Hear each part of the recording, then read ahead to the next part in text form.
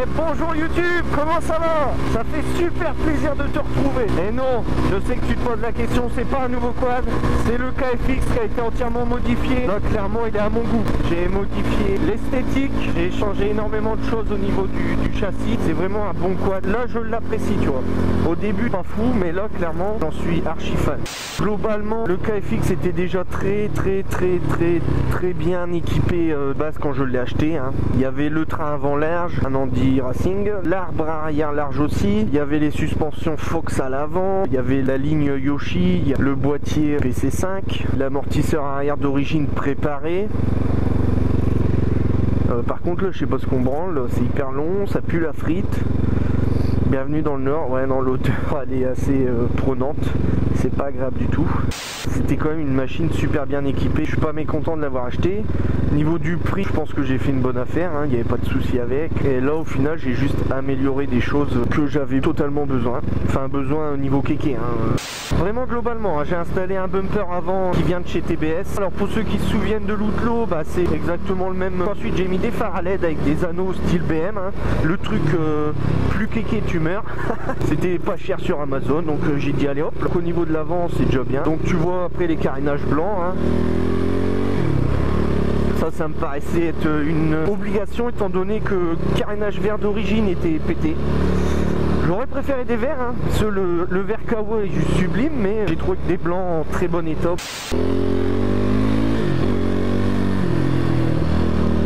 Ensuite j'ai changé énormément de pièces au niveau du châssis. Donc le châssis déjà, tu peux voir je suis en pneu scoot à l'avant. Donc les conti twist en 130-90 sur de la jante Douglas en 10 pouces, hein. C'est la A5 je crois chrome. Enfin c'est ce que j'avais déjà avant, hein, sur l'Outlaw. Donc à l'arrière j'ai remis mes pneus Artrax, Fast Trax, blablabla en 165. C'est bien, ça c'est quand une abruti qui regarde pas, c'est cool, hein. Donc lisez à l'arrière, j'ai remis mes pneus Artrax sur les jantes Douglas que j'avais sur l'Outlaw parce que c'est le même Anthrax. Ça passait nickel, ça me fait une dépense de moins, j'ai toujours été très content de ces pneus. J'ai pas dit mais les pneus scoot pour moi c'est une réelle grosse surprise, hein, parce que c'est soit t'aimes pas, et moi j'adore. Je voulais pas du 130-70 parce que la gueule que ça faisait vraiment un flanc pas épais, donc ça me plaisait pas. Ça a dénaturé par rapport à l'arrière qui avait un flanc quand même assez large. Au niveau châssis, bah, j'ai refait entièrement tout ce qui est le freinage. À l'avant j'ai des disques braking, j'ai des Duritavia blanches. À l'arrière j'ai un disque Motomaster, une Duritavia rouge. Et ensuite j'ai aussi changé mon maître cylindre avant. Donc je suis parti sur un braking. C'est un radial en piston de 19, bocal déporté. Donc bah, tu le vois depuis tout à l'heure. De toute façon c'est clairement une très belle pièce. Pour l'arrière je suis gardé en maître cylindre d'origine. J'ai dû racheter un étrier arrière parce que celui d'origine était complètement grippé. Là il me reste vraiment un peu à le purger parce que je sens qu'il réagit pas super bien.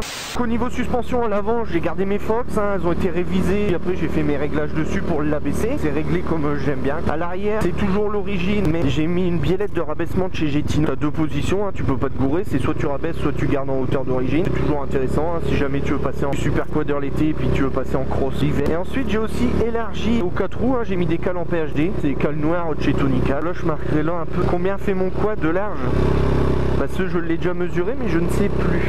Je n'ai plus le chiffre en tête, voyez-vous. J'ai aussi installé un levier d'embrayage de chez ProTaper. Ça c'est ce que tout le monde a, hein. Ça c'est hyper fluide, moi j'adore, ça me rappelle un peu l'embrayage hydraulique. Et ensuite, sans moi ça mon gars. Niveau moteur, j'ai pas fait grand chose, juste deux choses. J'ai installé des durites silicone rouge, liquide de refroidissement, tout ça tu connais. Je voulais du blanc, il n'y avait plus de dispo. Et comme je voulais pas des merdes de chez AliExpress, tout ça, bah, je suis parti sur du rouge. De toute façon il y a un peu de rouge un peu partout. J'ai complètement viré le couvercle de la boîte à air. Et le jour où j'ai fait ça, ça a été la meilleure modif du monde. J'ai trouvé un comportement moteur tellement agréable. J'ai trouvé qu'il avait plus de couple. Là le KFX, je trouve qu'il part mieux. Après je suis peut-être totalement dans la tête. De toute façon je roule que par temps sec, pas de flotte, il n'y a pas de poussière, ça sert à rien qui reste, hein. Après à voir si je ferais pas faire un peu une carte ou quelque chose pour qu'il tourne nickel. Voilà quoi, un peu les nouveautés de chez moi, tu vois.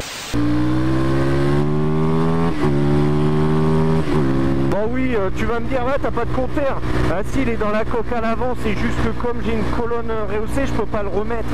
J'ai pas assez de câble. Ça sera installé quand je changerai ma colonne de direction, parce qu'en fait elle est trop haute pour moi. Elle était rehaussée, elle est à plus je sais plus 2 ou 3 pouces, mais moi je suis pas à l'aise dessus. Je pense que je vais partir sur genre une JSL, c'est français, c'est cocorico, mais surtout ce qui est bien c'est que ton tube tu peux le dissocier de tes pontées. Si tu plies ton tube, tu peux le faire changer et garanti en fait. Bon bah au niveau du quad ça donne ça hein. Voilà, donc on est sur quelque chose d'assez simple, d'assez épuré je pense. Les nerf bars doivent être repeints aussi parce qu'ils sont dégueulasses comme ça. Donc ouais, niveau frais il va y avoir une colonne de direction, peut-être un pied de colonne hein. Faut que je vois si JSL ils en font aussi. Et puis voilà quoi, donc la colonne JSL elle est fournie avec l'ensemble de pontées Neken. Vous pouvez aller voir, ça t'en trouve partout, mais moi je vais contacter directement JSL. Parce que les autres ils prennent quand même une certaine com dessus. Bon, ça fait un peu mal au cul quand même. Mais bon, hein, qui suis-je pour dire que les autres sont des crevards? Voilà quoi.